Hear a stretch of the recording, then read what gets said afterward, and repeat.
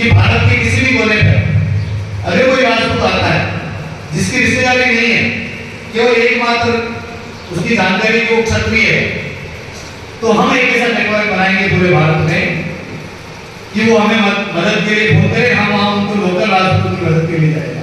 वो मदद किसी भी तरह की हो सकती है। इसीलिए आप जब जयनाथ सिंह के बैनर देखते होंगे तो एक राष्ट्रीय हेल्पलाइन चलता है, वो इसमें तभी से चलता है। तब जब पूरे भारत में जब हमारा संपर्क हुआ और जब अलग अलग चेन्नई, हैदराबाद, यूपी, एमपी, गुजरात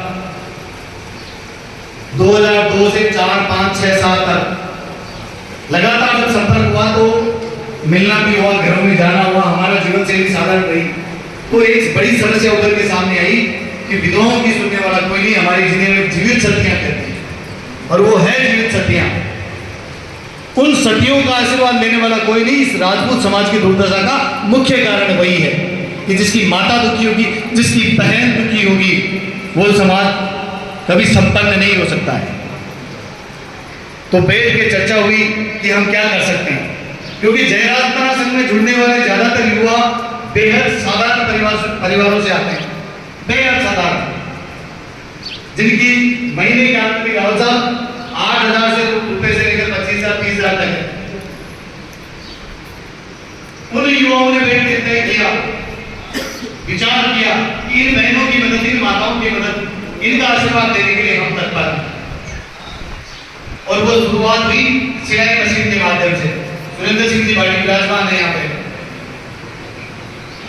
ये देखते थे कि जब हमने सिलाई मशीन देना शुरू किया तो हमारे समाज के लोगों ने किस तरह हमें प्रताड़ित किया। प्रताड़ना का स्तर उस लेवल पे था कि अगर वो कोई होता तो शायद वो पलायन कर जाता, लेकिन उन मात्र शक्तियों की ताकत थी कि हमें ऊर्जा मिलती रही और हम उस कर्तव्य पथ पर आगे बढ़ते रहे। लगभग 2008-7-8 के बजट में हमने ये विचार किया कि सिलाई मशीन, हर कोई सिलाई नहीं कर पाती है और उनका घर घर चलना मुश्किल होता है, इसलिए क्यों नहीं हम इसको आर्थिक सहायता में बदल दी जाए।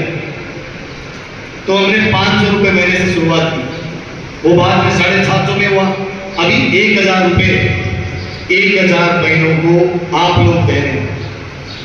और सबसे बड़ी बात है, ये जो पैसा इकट्ठा होता है, इस पैसे में से 1 रुपया भी सिंगल पैसे भी कहीं किसी टेंट के आयोजन में, किसी चाय में, किसी बजट में खर्च नहीं होता है। तभी आपने देखा होगा कि अभी ये आयोजन हो रहा तो इसके आयोजन के लिए अलग से एक समिति बनी, उस आयोजन का खर्चा वहां से निकलेगा, जबकि चंद्रानी क्लब योजना में फंड है, लेकिन उसका पैसा हम मात्र डाकिए अक्सर कहते हैं, सभी प्रमुख अक्सर एक बात कहते हैं कि हम तो पोस्ट में हैं, हम आपकी दान की राशि को वहां तक पहुंचाते हैं व्यवस्थित तरीके से। और ये तब सफल हुआ, ये पैसा लोकल लेवल पे मैनेजमेंट होता है, बाड़मेर का पैसा बाड़मेर में, नसीराबाद का पैसा नसीराबाद में, अजमेर का पैसा अजमेर में। और वो मैनेजमेंट कौन करते हैं? 18 से 25 साल तक के युवा मात्र, जिनको हम नाकारा समझते हैं, जिनको हम शराबी समझते हैं, जिनको हम ये मानते हैं कि ये कोई काम के नहीं है, वो आज चंद्रानी क्लब योजना को मैनेज कर रहे हैं और 1,000 बहनों को बिना किसी दाब के मदद करने में अपना सहयोग प्रदान कर रहे हैं। आप देखिए बाग सिंह की उम्र कितनी है, महेंद्र सिंह की उम्र कितनी है, चरण सिंह चेरी की उम्र कितनी है।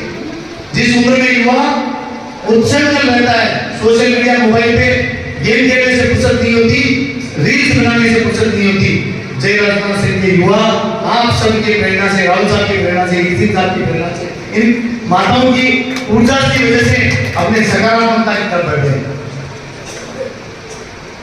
आप सबके लिए खुशखबरी है कि हम बहुत जल्दी मध्य प्रदेश की धरती पर, जिसका जिक्र सुनीता जी का कर रहे थे, गुरुकुल का निर्माण करने जा रहे हैं और उस गुरुकुल में क्षत्रिय शिक्षा शक्ति संस्कार के साथ हम बहुत अच्छा यूनिवर्सिटी स्कूल बनाने जा रहे हैं। उसमें आप सबका सहयोग हमें मिलेगा और वो महाकाल महाराज विक्रमादित्य की धरती, जो प्रातःस्मरणीय है, जिनका साम्राज्य संपूर्ण विश्व में राज, चाइना को कोई जीत नहीं पाया, उन उसानों को काट कर छिंद्रा नदी में बहा देने वाले हमारे पूर्वज महाराजा विक्रमादित्य की नगरी में ये काम करने जा रहे हैं, जिनके नाम से हम हिंदू नववर्ष के नाम से आप बनाते हैं, उन विक्रमादित्य की नगरी में ये गुरुकुल का निर्माण होने जा रहा है। पश्चिमी राजस्थान की धरती बहुत पवित्र है। आप लोग बहुत ही दयावान, शौर्यवान और कर्मशील है। मैं अक्सर कहता हूं, जयपुर में जब कोई चर्चा होती है कि राजस्थान का भविष्य अगर कोई तय करेगा तो पश्चिमी राजस्थान की युवा और पश्चिमी राजस्थान के लोग तय करेंगे।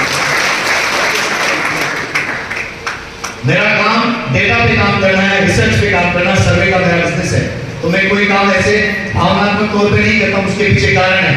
जब मैं चेन्नई जाता हूं, हैदराबाद जाता हूं, राहुल साहब, या जयपुर में भी हो गया, मुझे कोई 18 साल 19 साल का युवा मिलता है, परिचय करवाते हैं, साहब आप मिलिए फलाना सिंह जी से, फलाना राजपुरोहित जी से। मैं देखता हूँ साधारण से वेशभूषा में, छोटा सा 20-25 हजार का मोबाइल उसके हाथ में, और परिचय होता है आपको टर्नओवर 5 करोड़ तो ऐसा। जयपुर के युवाओं को तो ये भी पता नहीं है, वो पढ़ा लिखा भले ही कॉन्वेंट में हो, 5 करोड़ की बिल्डिंग कितनी लगती है, और यहाँ पे महीने का टर्नओवर बिजनेस का वो 18, 20, 25 साल का युवा कर रहा है।